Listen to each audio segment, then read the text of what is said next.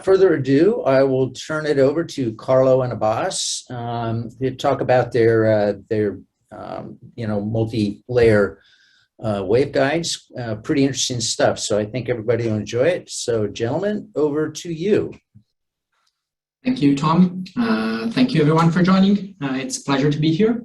And my name is Carlo Bencivenni, and I'm responsible for electrical design. And I'm with Hello, my name is Abbas Vosoogh. I'm a Technology and Innovation Director.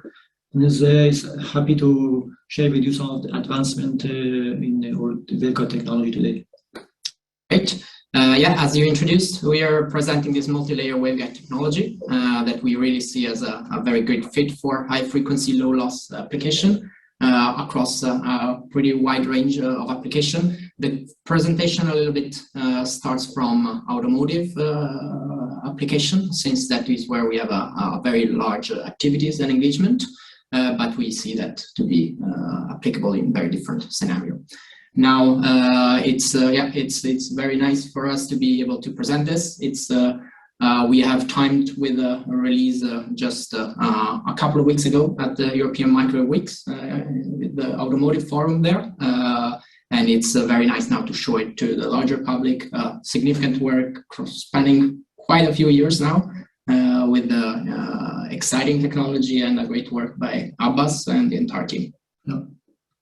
So without further ado, I will just cover a bit the overall agenda and topics. So we have a bit of introduction of Gapwaves as a company, as a technology, and our offering. Then we'll get into the details of the topic of today, which is the multi-layer waveguide technology, and progressively a bit into the technical details aspect. Abbas will go into the nitty-gritty details, some key benefits, and also the demonstration that we released at the same time. And finally, we'll wrap up with some conclusion. So starting with the introduction, Gapwaves is a company that has been founded in 2011 by late Professor Persimmon Kildo around the gap waveguide technology. And its core mission has been that one of commercializing and bringing this type of solution to the market. So starting from research, bringing really this to the products and to large volumes. So the company was listed subsequently in 2016 on the Nasdaq of Scandinavian country, and since then the operation has been growing steadily. Obviously, we have our main core activities are around the gap waveguide technology, and we have steadily growth in terms of patent application and all the industrialization aspect, obviously. And finally, we are really focused on millimeter wave antenna for different application, but it's really in the millimeter wave frequency range that we see that our technology brings the highest benefit and where we push the most. So this has been starting from research, and also interestingly, a very nice aspect, there is a significant been over the time and currently quite a large amount of research. So it's publicly available, it's well known, and we contribute actively to keep this ongoing. We are ourselves quite many from academic backgrounds, so we see the value of continuing research and keeping it cutting edge there. So going to the technology in very few words, gap waveguide technology is about combining waveguide technology, getting the best performance RF-wise, and bringing this to the larger market. So we combine the manufacturability, the cost and performance to bring waveguide performance to the mass market. So there is a very simple illustration of the basic principle. So on the top right corner, there is a typical waveguide, which essentially is a air channel where waves can travel along. And that is typically realized in multiple layers because you need a number of functionality. And as such, is typically done as two or multiple parts that are stick together. Now, as a waveguide are very nice in multiple aspects, but they do suffer from quite challenges in terms of manufacturing. So the illustration on the top right corner actually show a case where the top part, when it's connected to the bottom one, if there is any defects in putting it together, that will drastically behave in a very unpredictable and inconvenient way.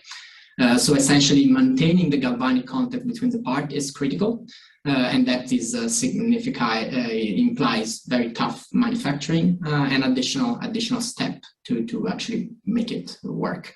And that is especially true at a millimeter wave frequency, where all the tolerance and all the size shrink. They do improve, of course, make waveguide technology very appealing in terms of form factor, when it definitely becomes an alternative over laminate or PCB technology. But indeed, has impacts in the manufacturability. Gap waveguide solve this by basically replacing and leveraging metamaterials or band gap structure, which are basically geometries that exhibit the property that wave cannot propagate in a certain band to contain the fields within the waveguide without actually requiring this tough tolerance in manufacturing and assembly. So the same case is shown on the bottom one, where the same type of defects is present, but now the fields are very nicely and well confined within the structure in the presence of such defects. So essentially it's bringing about the performance benefit of waveguide, but having high manufacturability into consideration, having a reliable construction, being very flexible in terms of assembling different type of parts, different type of materials, and of course being very cost effective, because that's the final key to make high performance affordable for the consumer market. So working from there, obviously, we've been working in a different domain. So we are business to business. We're working with other company and delivering parts that fulfill purposes at high volume for millimeter wave applications. So we've been working in communication. There is a picture of a phased array at 28 gigahertz. And there we've been working mostly again on active phase array, flat panel antenna, duplexer, or more components.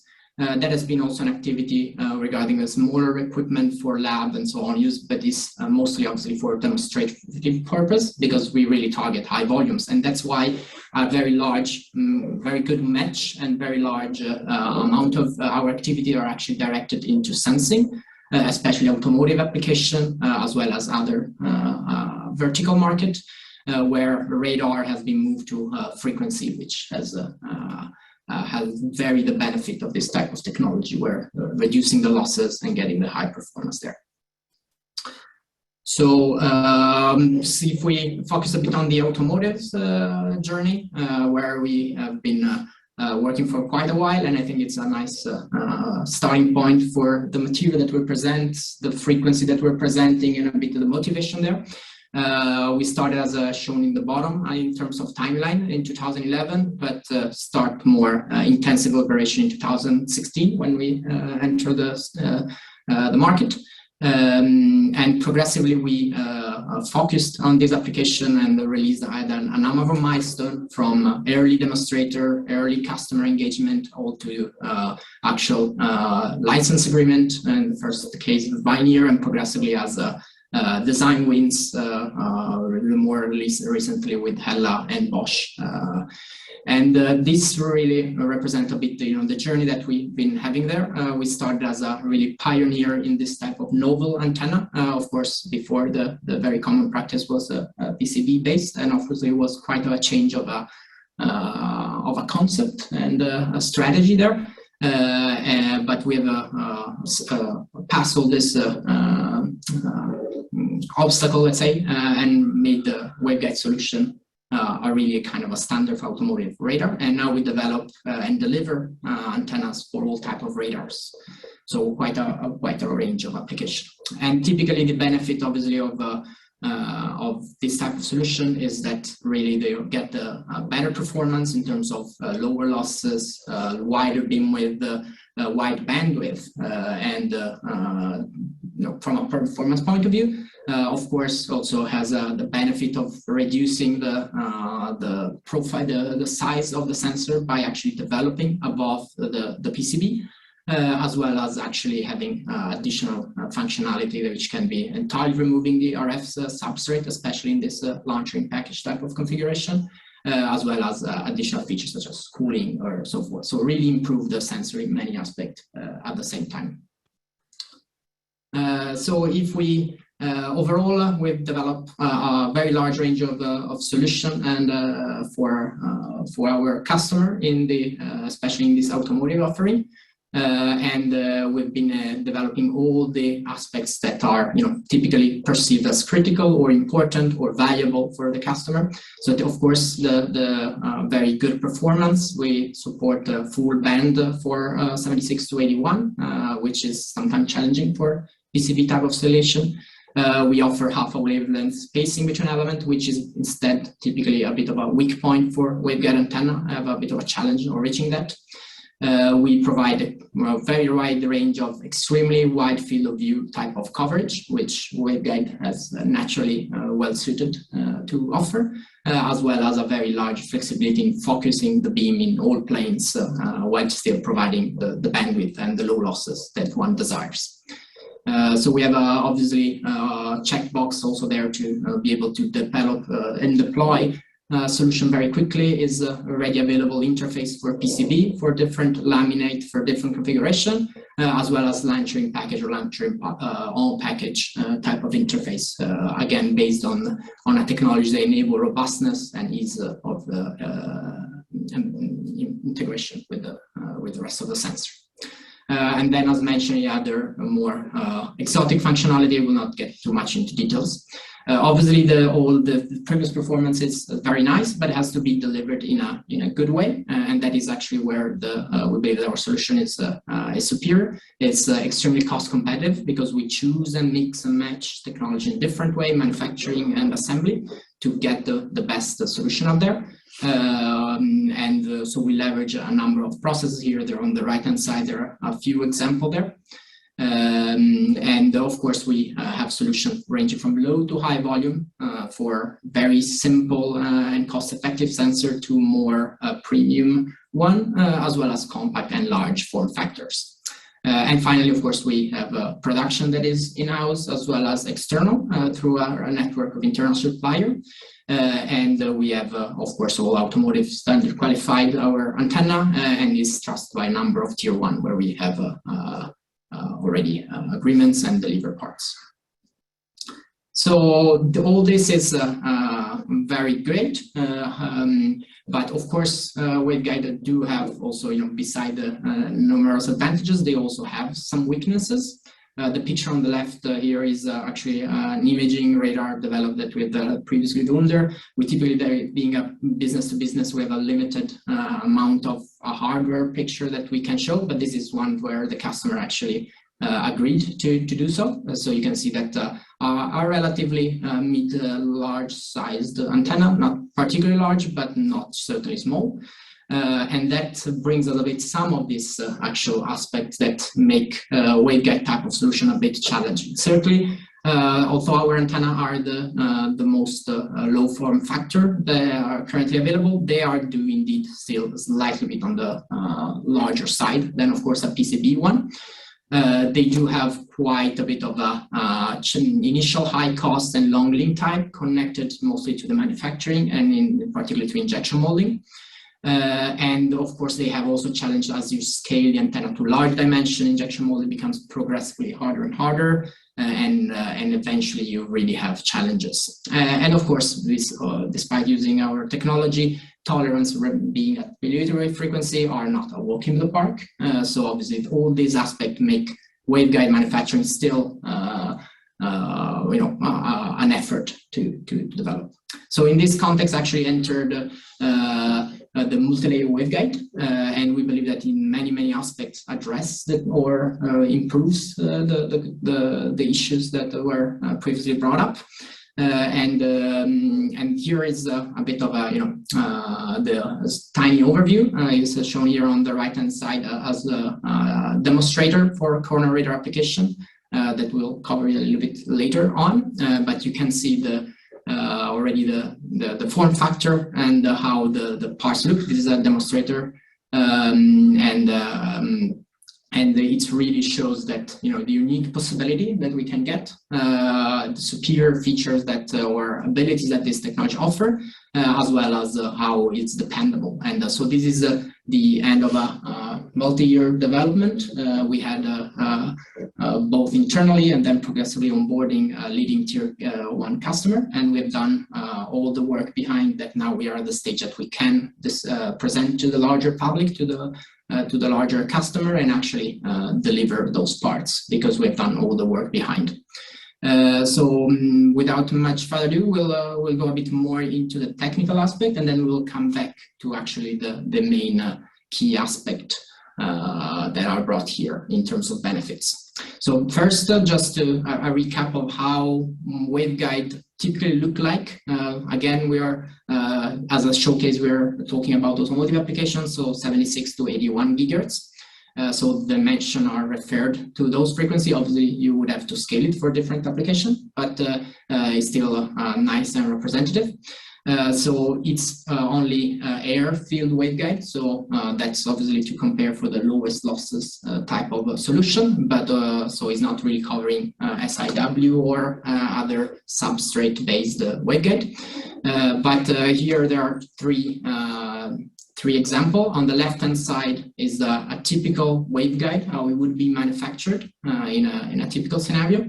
The center one is a typical gap waveguide, how we typically manufacture a low-cost type of solution, especially for corner radar type of application where volume and costs are the prime concern.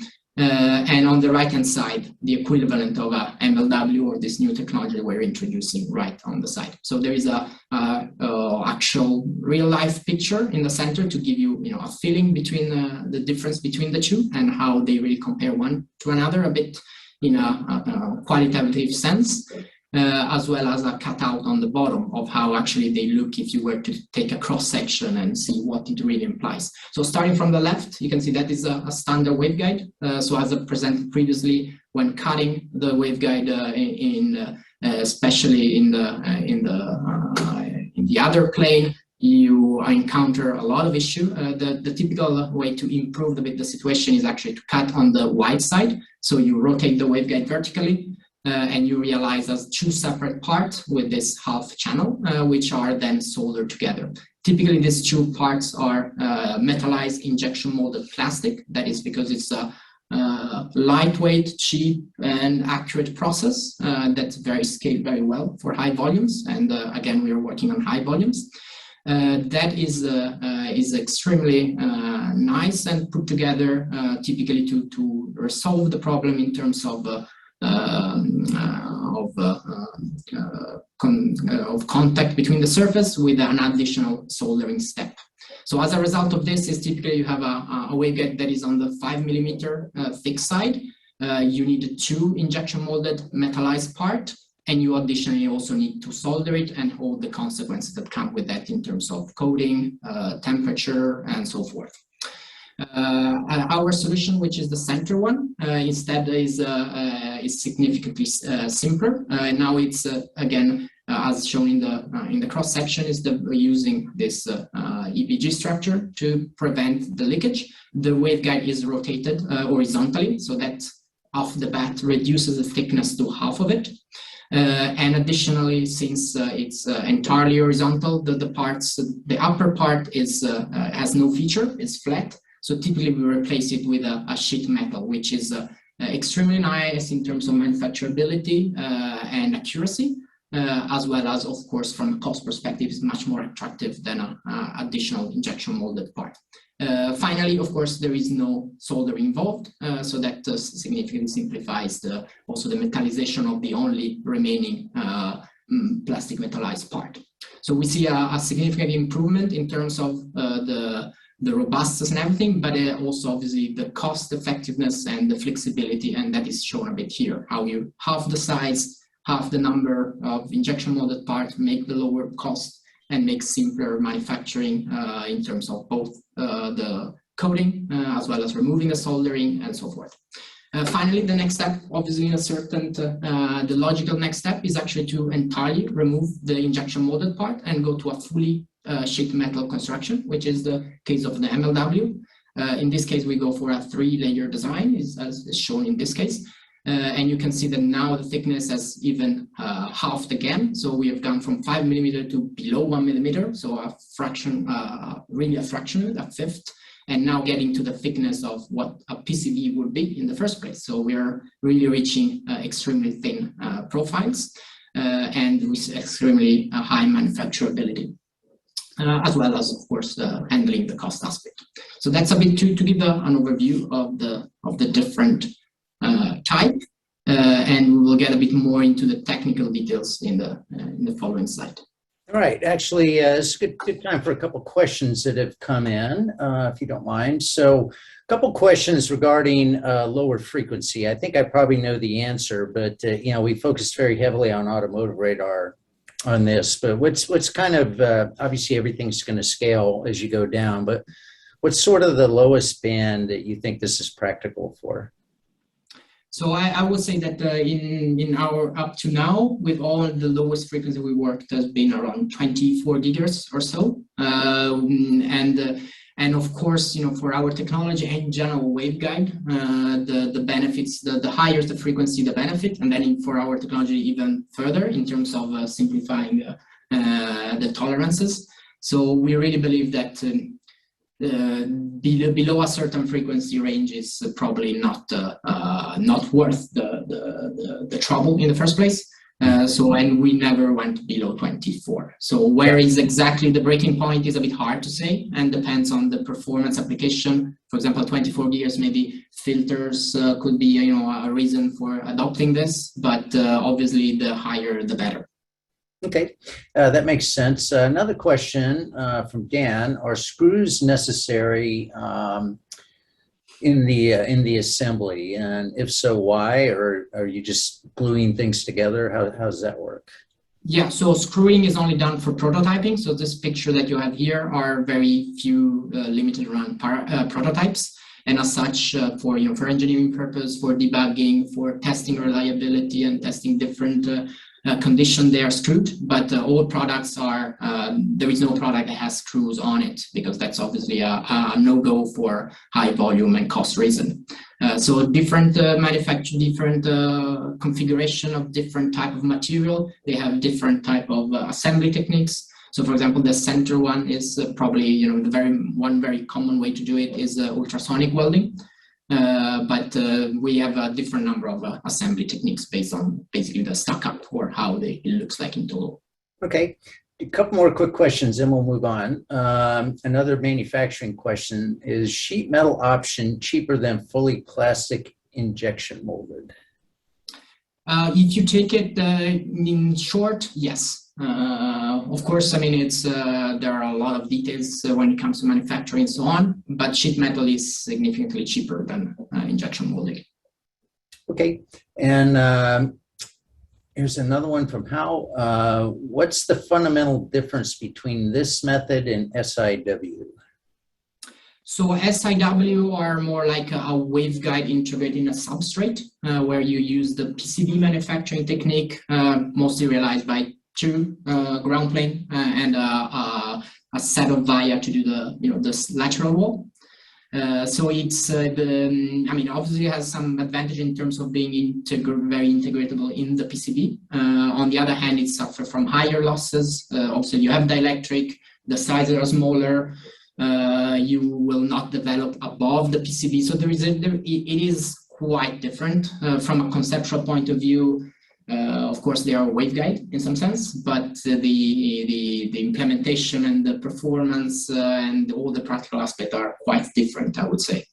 So, yep. And also the SIW, they depending on the vertical via holes that makes a wall each side of the waveguide, and if there's imperfection in the metallization of the wall, there will be leakage.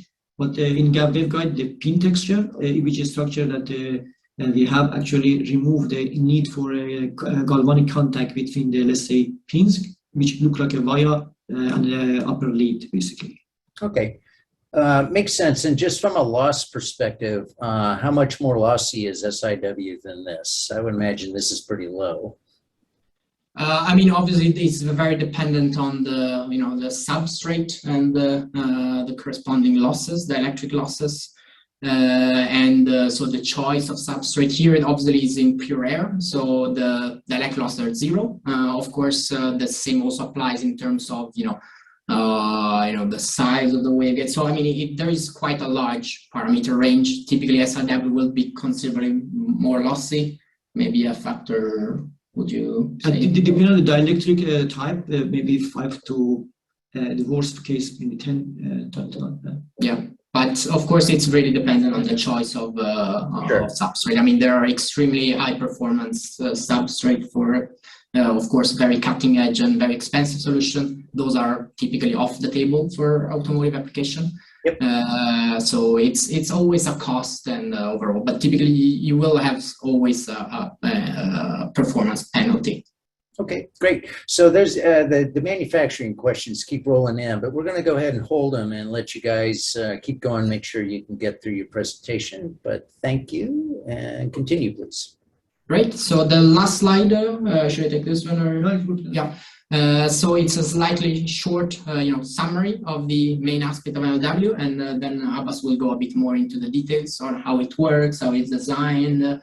Essentially, this technology is extremely innovative, based on two main aspects, which is the way it works, the design itself, the working principle, but as well as the manufacturing. So there is a very nice blend between the manufacturing aspects and the design. So it's manufacturing-wise is, as mentioned, is sheet metal production. So those parts are sheet metal parts that come in and get shaped to the right form. And that enables a very nice, a lot of benefits in terms of the manufacturing itself and the resulting part, how they look like. Then again, we leverage the gap waveguide technology with this texture and the this band gap properties to create a robust design that absorb all manufacturing deviation, as well as maintaining a great isolation between different channels, for example. And finally, this waveguide, this mmWave version supports and works with a coaxial type of conductor that essentially has a very nice benefit of actually realizing a TEM mode propagation, which with respect to actually a typical waveguide that has a T10 mode is superior in terms of propagation, in terms of frequency dispersion and a change of pattern as a result. So it's also enables very nice both routing as well as antenna characteristic, even superior of waveguide type of solution. Typically, of course, you have quite a design space choice as always for any solution, and especially for waveguide. But typically for the a bit more challenging requirement, which is half a wavelength spacing, which we satisfy at customer demand. We have losses that are in the waveguide range 0.015. And of course can be improved or changed in different way. We have a very good isolation. For example, if you run 10 millimeter with one single row of pin, which supports this half a wavelength spacing, you have better than 30 dB of isolation, and you would never run 10 millimeter worth of lines at 80 gigahertz in parallel. And of course, they are non-dispersive. And this picture here on the right, the bottom, the top right, the one on the right, it shows a test structure and the 3 layers as mentioned. So there is an internal layer in sandwich between the 2 external one, and one mounted as shown in the bottom pictures. We actually realized this coaxial connector, and as a result, this this TEM mode and the responding propagation is shown in electric fields. So I hope I didn't drag it too long, and I will leave you to the more fun part too. Let's now deep dive a little bit to the details of technology, and we try to share with you as much as possible we can, and hopefully you get some more idea and you can build up upon that. So you can see here the cross section of the coaxial line, transmission line that we make in mmWave by stacking several thin metal sheets. Here, for example, it shows more than 3 layers, like as a generic example. Each layer, the top layer, consists of some EBG structure, which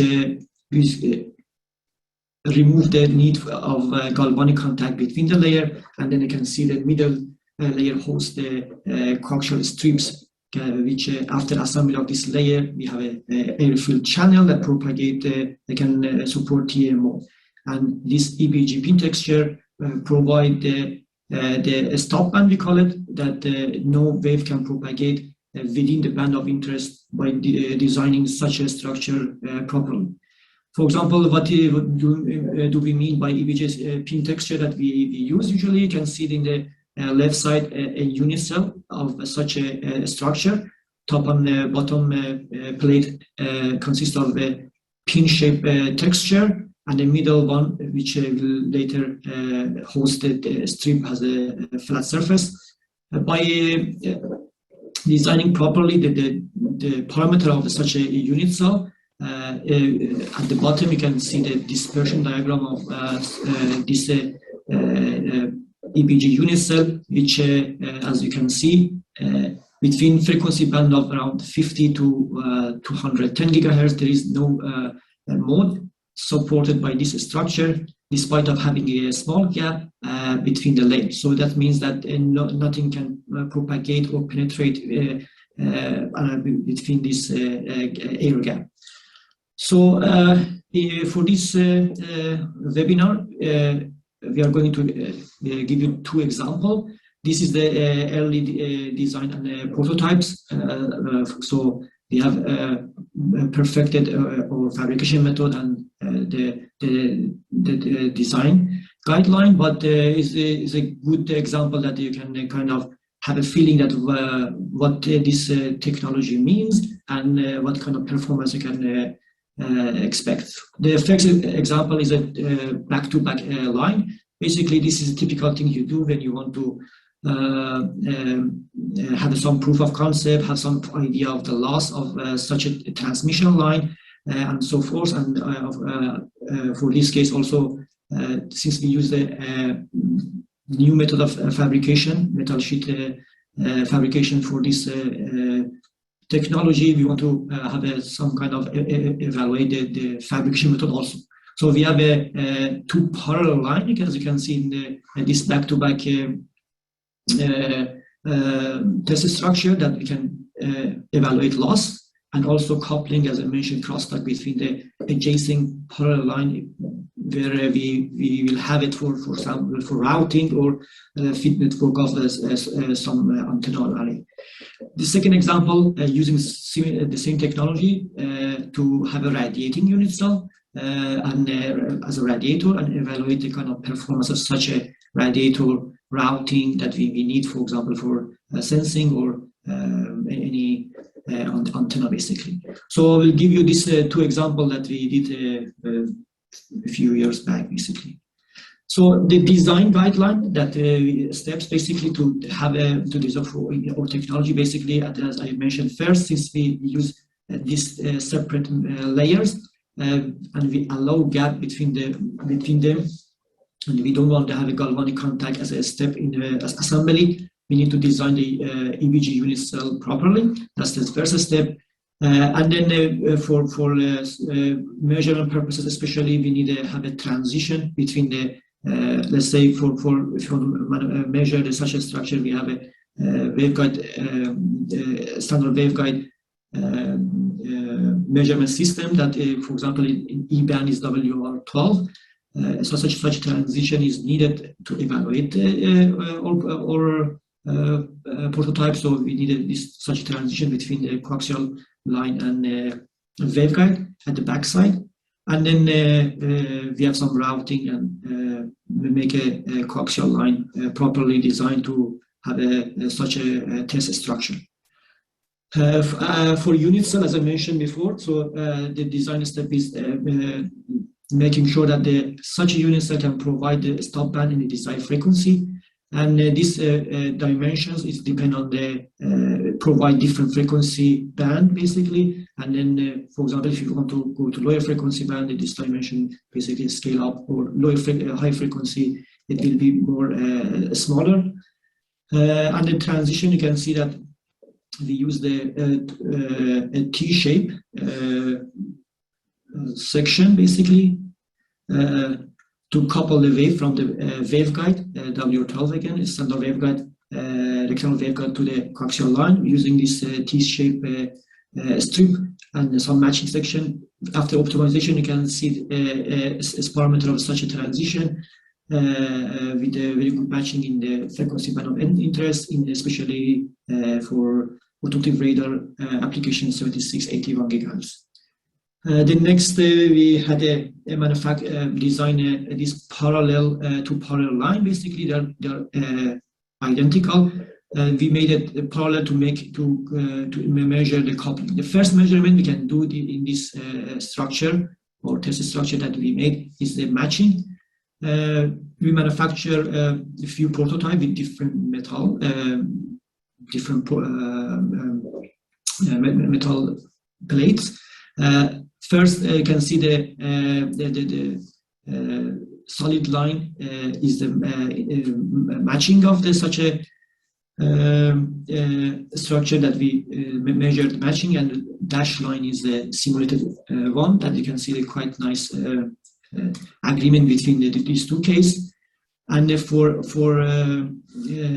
transmission, basically the amount of loss is basically depend on the material of choice.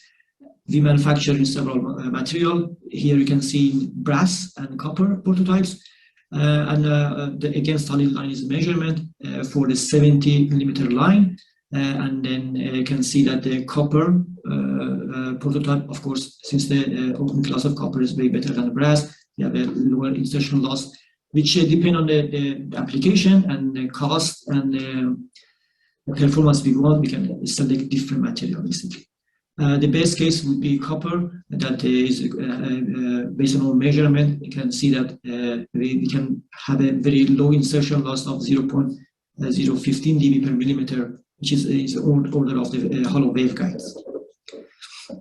For the coupling, with this structure, as you can see, we can measure forward coupling. For example, if we measure a signal from one port and see what kind of crosstalk we can get from the other port. So basically, since they have a two parallel line.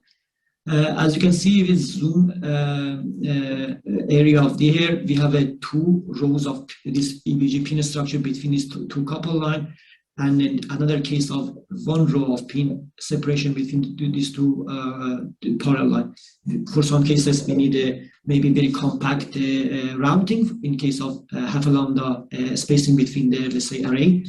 For the two rows of pins, you can see that the solid line is the measured result, and especially this coupling is very sensitive to the gap between the layer, and then the dashed line is basically when we have a different gap between the layer, which simulation of when we have a 5 micron gap between the layer is quite similar to the measurement. So this shows that we have a very, since the metal layer sheets are quite flat, and after the fabrication process we use, we don't put a pressure or deformation in the part, and the part are flat, we can maintain quite a small gap between them, and then the coupling is, the crosstalk is quite low.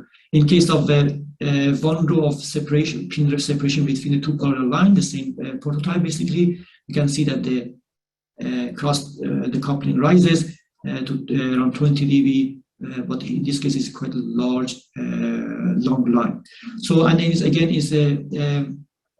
has a quite good agreement between the simulation result when we have a 5 micron gap between the between the layers. So basically, this back-to-back test structure we could kind of evaluate and verify the fabrication method. And the performance that we can expect is such a coaxial line. Another example as how we can make a radiating element with such a this technology. Here we can see the design step for design such a slot array. First, we need to have a unit cell or radiating element for such a application. Then we need again a transition system. The measurement system always has a WR12, or in E-band is WR10 or 12 waveguide, standard waveguide. And then we need to have some rerouting to arrange the ports that we want to measure in each antenna column, and then fabrication and evaluation in chamber and VNA. The unit cell, you can see again, we try to maybe keep the number of layers as minimum as possible, but here again 3 layers, but it doesn't matter, we can increase the number of layers, but in a more compact and cost-effective side, we can have it in 3 layers. The top and bottom layer have this pin texture that provides this host EBG structure. The mid layer, you can see that hosts the inner conductor of the coax. The top side, you can see some slots that kind of radiate the field that fed from the strip in beneath of it. Another top view of this kind of unit cell, we have the inline inclined slots. Here is like a 2 column of 6 slots that combine with this power divider to get a more gain basically. And then we have this corrugation each side of this slot that can focus more the beam and get a higher gain. Basically, we try to implement as many as features that we have in waveguide technologies in general. In mmWave, that we show that all of these things is possible.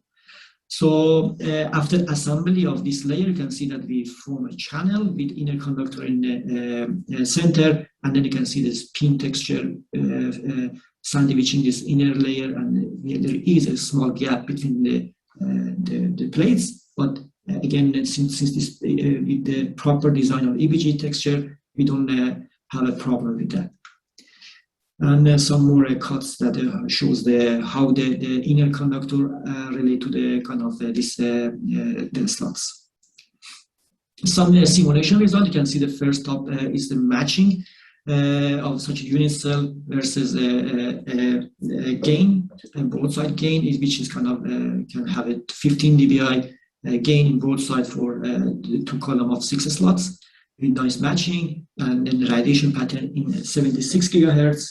Elevation and azimuth and 81 gigahertz. One thing you can see that despite of having a series fed 6 slots, if you're familiar with the work with slotted antenna or patches, you know that since the series in series fed antenna we have screened or beam scan with the frequency, but here you can see that thanks to well-behaving property of the coaxial line and TM mode propagation with the pointing angle of the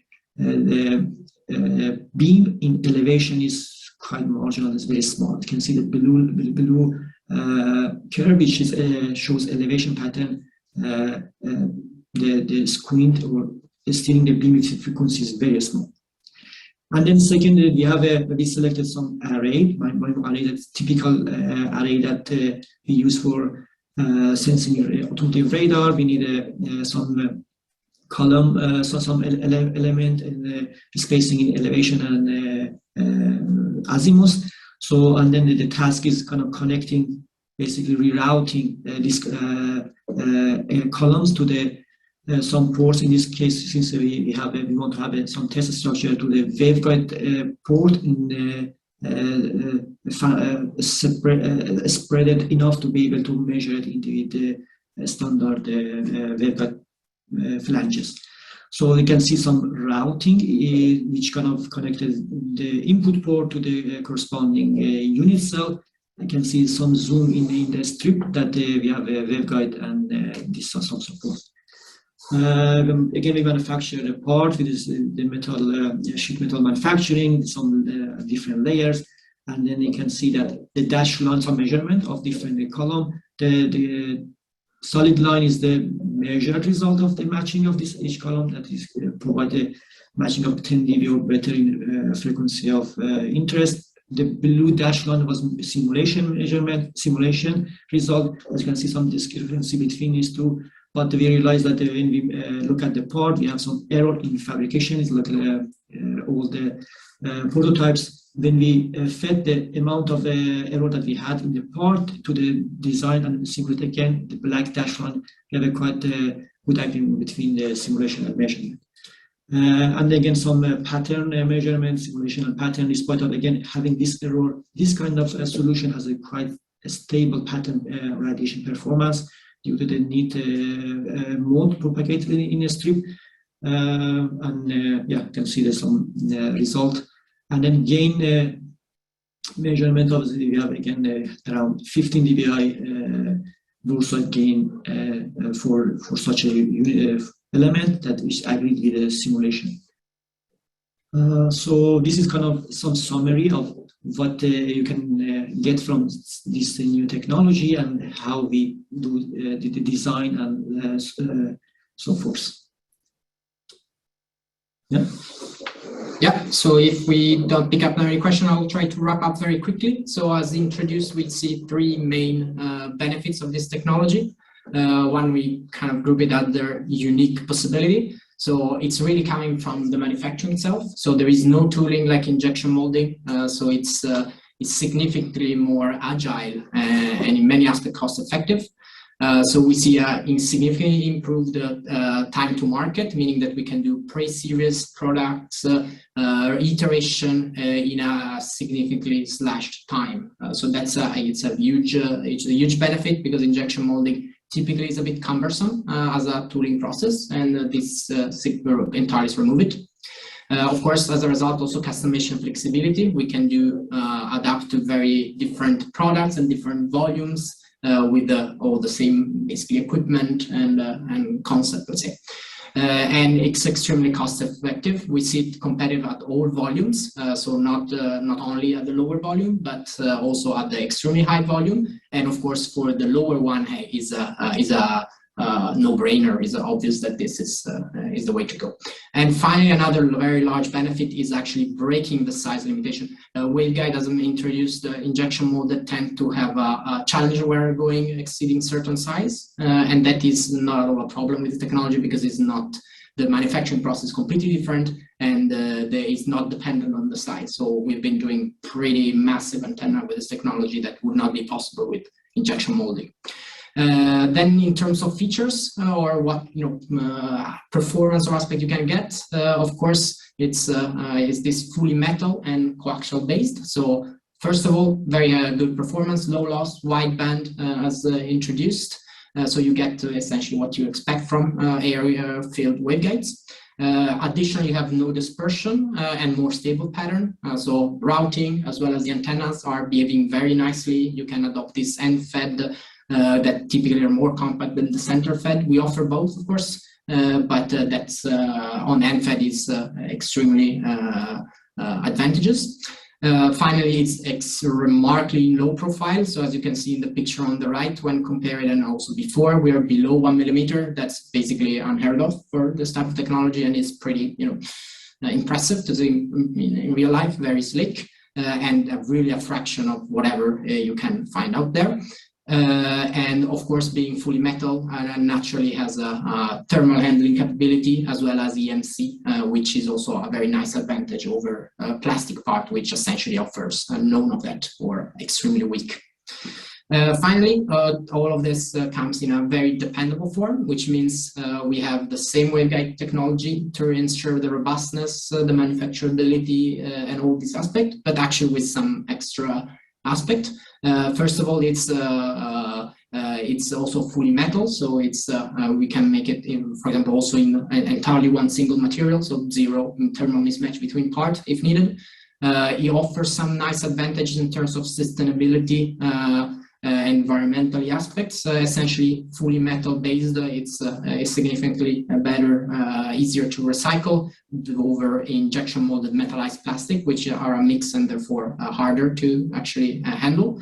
Of course, fully automotive qualified. We've done all the tests and we're flying with very good marks. Obviously, it's a full metal body, so it's naturally extremely robust and can be pushed way beyond also the testing range that are required for automotive radar.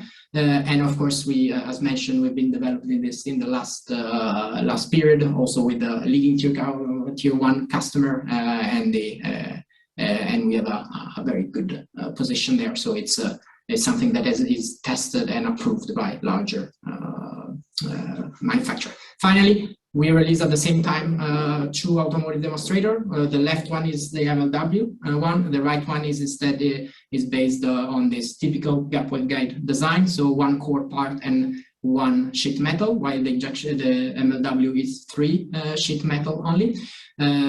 Terms of assembly and everything and form factor in a screw antenna position so are essentially pretty much the same. They are meant to be very, very similar. And the 3D one on the right side you can see is mounted on actually an XP demonstrator for the new launcher in package smart transceiver chip, which have this launcher to waveguide directly. So why we follow the same footprint, there are obviously the key differences here is that from 1 core to 1 sheet we go to 3 sheet. That means that from already extremely thin antenna to 4.5 millimeter, we go to one that the core part is actually below 1 millimeter. And on top of that, you might need, if you need components on the PCBs on the antenna side, to add a spacer, in this case, a 3 millimeter spacer. For the rest, they're pretty much the same. Very large field of view. The MLW, we decided to do it as a little bit narrower, and vice versa, the elevation. So here's some measured performance just for you to get a picture of what you could get. So the top row is the gap waveguide, and the bottom one is the MLW. The left one is the return loss across 3 samples, 1 port. So you can see a nice repeatability and robustness between both of them, and that is due to the how they're built, and that is consistent across them and behaving nicely, fulfilling the 7681 with a large margin. On the center one, we have the azimuth pattern. For the gap waveguide, we went for a slightly bit wider azimuth pattern. This is 3 measurement against simulation, so you can see very nice agreement. And the same goes for MLW, but we went for a slightly bit more narrow there. And finally, elevation, we went for a slightly bit narrower for the gap waveguide instead, and vice versa, wider in elevation. Again, 3 measurement sample against the simulation, and very nicely there. So to conclude, we unveiled and opened this MLW. We announced it 3 weeks ago in the European Micro Week, but this is a great opportunity for us to show it to the larger audiences. That one was very much around the automotive forum. It's innovative design and manufacturing concept that very go hand in hand, and it opens up to a lot of new opportunities. It's obviously having a lot of strength in accelerating the time to market, getting very nice waveguide performance. They have extremely low profile thermal dissipation, EM seal shielding, robust, trusted, and automotive qualified, so has a lot of potential in automotive and beyond. It's ready, available now, and yeah, that is really together with the release of demonstrator for customer to try, and we're very excited to bring this forward. And yeah, this is a picture actually of this technology basically used for filter type of application. We had it we had developed previously, and but yeah, it is wraps a bit, connects everything, I guess. All right, guys, thank you. You've made quite a lot of progress in the last few years. Thank you. I have a few questions queued up here. We got a few minutes to go here. So, you know, quite a few manufacturing questions. I mean, anything at these frequencies is quite difficult. Tom, you're breaking off a bit. I'm not sure if it's just for us or. Me okay? Is that better? Let's try again. Hey, can you hear me now? Right now, yes. Great. So quite a few questions around manufacturing with this. I mean, anything at these frequencies is pretty difficult, but getting the alignment between these plates and the tolerances have to be pretty tight. Is that pretty challenging to do that? No, actually, I mean, for this technology, actually, it's very nice because sheet metal manufacturing is extremely accurate. We've been as a bit introduced, also shown with this typical waveguide, gap waveguide solution. We've been using sheet metal manufacturing for a long time, and MSA is one of the one providing the best tolerance there. So we've never actually experienced any challenge with it, and that has been also the reason for us to progressively more and more leverage this manufacturing technology, because it has a very nice tolerances and manufacturability. And on top of that, as you mentioned, the design can be robust to the, like, let's say, misalignment X and Y, and also, so the design itself should not and is not very sensitive to that misalignment. Okay. A question on, it looks like copper. So how are you dealing with corrosion in the automotive environment? So we do full tests of SIT of our antenna. So it's something that is taken fully into consideration. We also have extensive experience with copper, because we for our injection molded part, we have switched from silver, notoriously more generous material, to both for process-wise as well as reliability, to copper. So already many years ago, due to cost reason, obviously. So we have a pretty large experience, and we see no degradation there. And then I can add that the material or metal that we use is the automotive grade material that has the resistance to the corrosion and so forth. Great. So you did speak briefly about feed structures and stuff like this, but there's a couple questions I think might be interesting to run through here. Are there any cases where a corporate fed structure has been developed in your MLW instead of a series fed structure? If you mean by a corporate feed for, let's say, large array for flat panel antenna for, let's say, communication, yes, we did that. Which in that scenario we need a corporate feed network, which cannot maybe feed a very large array of 16 by maybe 32 by 32 element to get a high gain or more even. Then we need to have a very low loss feed network, basically, which this coaxial line shows low loss performance and flexibility in design of such a feed network also. Yes, we did. Yeah. But for this forum, we focus on mainly in automotive radar demo, basically. Okay. And we're pretty much out of time, but we'll just finish these two up here. It seems like arrays and MLW are typically end-fed, but is there any ongoing development or research into center feeding structures? I think you addressed that. Yeah. Yeah, as basically the NXP demo that you saw in the last slide is the center fed, but the one that I showed you is like an end fed. We have such a component in our two toolboxes. Okay, and last one here. Due to the characteristics of EBG pin texture, it seems challenging to arrange the RX channels at λ/2 intervals for implementing MIMO array functionality. How is this being addressed? So the material I've shown supports down to lambda, all down to the way to λ/2 spacing. So that's for so all those sizes, as you've seen previously, they do support alpha wavelength spacing. So it's not, it's you can say it's challenging everything, but it's done. Okay, great. All right, well, guys, thank you very much. Very interesting. If anybody wants to get in touch with you, they can either, I don't believe, did you have your email addresses on here anywhere? I didn't remember seeing them. But you can always contact us at IWPC, and we're happy to connect you together. And good job, guys. That was super interesting and pretty impressive improvements you guys have made over the years. So thank you very much, and hopefully we'll look forward to seeing everybody at a workshop coming up pretty soon. So thanks again, guys. Thank you, Tom. And have a nice evening. Bye. Bye.